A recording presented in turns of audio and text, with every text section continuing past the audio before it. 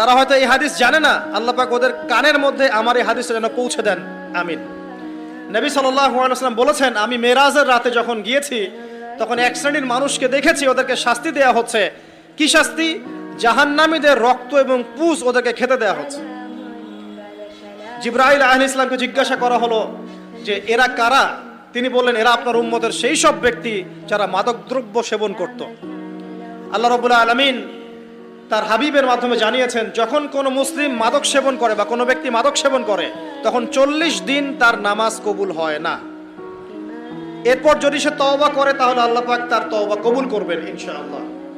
যদি সে আবারও মাদক খায় তওবা করার পর, আবার 40 দিন তার নামাজ কবুল হবে না।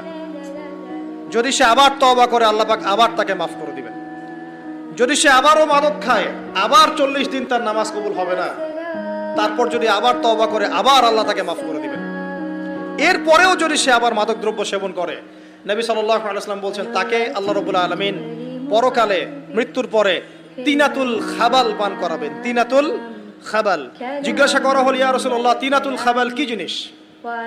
নবী সাল্লাল্লাহু আলাইহি ওয়াসাল্লাম উত্তর দিচ্ছেন, এটা হচ্ছে জাহান্নামীদের রক্ত, মাংস, এগুলো পুড়ে পচে যে রসটা বের হবে, এটা হচ্ছে তিনাতুল খাবাল।